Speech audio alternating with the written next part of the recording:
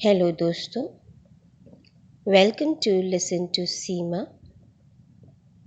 Today I'll talk on Eightfold Path of Buddhism. Buddha का अष्टांगिक मार्ग, वो 8 मार्ग जिसकी उन्होंने चर्चा करी है, जिसका आज भी सभी मनुष्यों के जीवन में इम्पोर्टेंस है। पहला है सम्यक दृष्टि, अर्थात सही दृष्टि, राइट व्यू। हम इसे यथार्थ को समझने की दृष्टि भी कह सकते हैं। हम अपने जीवन में दुख और सुख सभी को अनुभव करते हैं, सब हमें महसूस होते हैं। आर्य सत्यों को समझना, प्रैक्टिकल बने रहना, ये सब सम्यक दृष्टि के द्वारा ही संभव है। बुद्धि पर क्रोध, ईर्ष्या, लोभ, प्रमाद आदि प्रवृत्तियों को हावी ना होने देना। और दूसरे अर्थ है, आप जितनी दूर और देर तक देखते हैं उतने पास और देर तक भी देखें। आँखों का इस्तेमाल अच्छे से अच्छे और सही तरीके से करें, अति ना करें, अर्थात मध्यम मार्ग को अपनाएं। दूसरा जो मार्ग है जिसकी बुद्ध ने परिचर्चा करी है, बुद्ध ने जिसको बताया है, वह है सम्यक संकल्प, राइट रिजॉल्व। जीवन में संकल्पों का बहुत ही महत्व है। संकल्प से रहित मनुष्य मृत व्यक्ति के समान होता है। यदि दुखों से छुटकारा पाना है तो दृढ़ निश्चय कर ले कि आर्य सत्य मार्ग पर ही चलना चाहिए।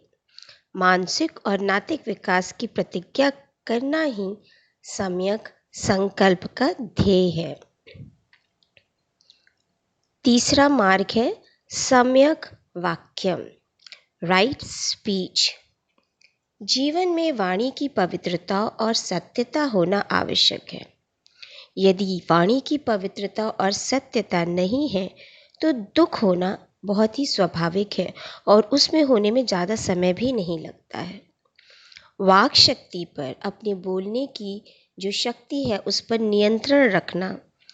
सम्यक वाक्य के और भी कई अर्थ हैं, जैसे ज़्यादा ना बोले, जितनी ज़रूरत हो उतना ही बोले, और जितना बोले अच्छा बोले।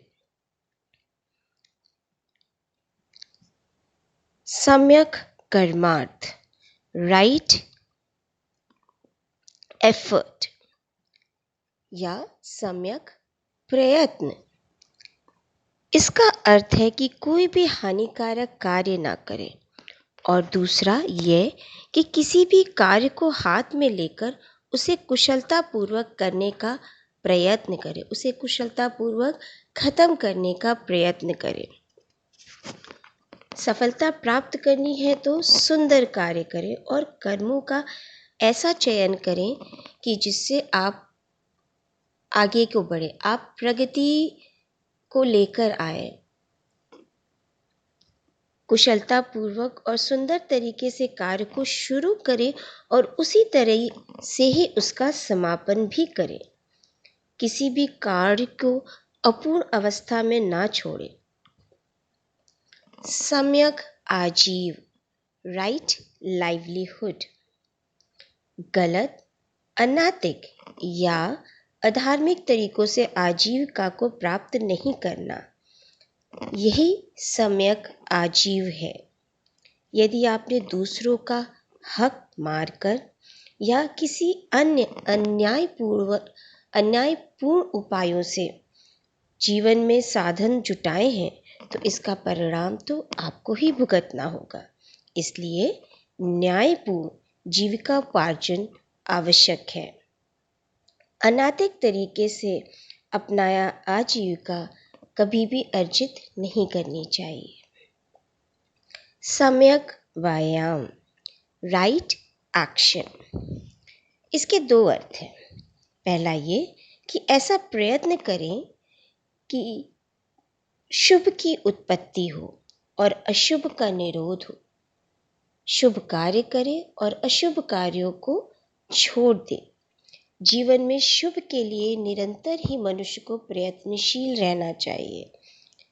और दूसरा अर्थ यह है कि शारीरिक व्यायाम करें, लेकिन उतना ही करें जितने से आपका शरीर स्वस्थ रहे। सम्यक स्मृति, राइट माइंडफुलनेस। चित्त में एकाग्रता का भाव आता है शारीरिक और मानसिक भोग विलासों की वस्तुओं से स्वयं को दूर रखने से। यह संभव होता है उपरोक्त बताए गए मार्गों से को अपनाने से। एकाग्रता में विचार और भावनाएं स्थिर होकर शुद्ध बनी रहती हैं। कहते हैं कि सम्यक स्मृति का अर्थ वस्तुओं के वास्तविक रूप से संबद्ध है। जागरूक रहना है, दुखों को छोड़कर सच्चे आत्मज्ञान की अनुभूति होना ही सम्यक स्मृति है। सम्यक समाधि, राइट कंसंट्रेशन। उपरोक्त 7 मार्गों के अभ्यास से चित्त की एकाग्रता द्वारा प्रज्ञा की अनुभूति होती है। यही समाधि के धर्मों में समुद्र में लगाई गई छलांग है। सम्यक समाधि, मन का निरोध होना। सम्यक समाधि, इसका अर्थ ध्यान की वह अवस्था जिसमें मन की अस्थिरता, चंचलता शांत होती है तथा विचारों को भटकाव से रोका जा सकता है। So these are the 8-fold path given by Buddha. This has been given by Buddha a long back ago. लेकिन इसका अनुसरण आज भी मनुष्यों के द्वारा किया जाता है। विद्यार्थियों के लिए इसका अनुसरण करना बहुत ही अच्छा होता है।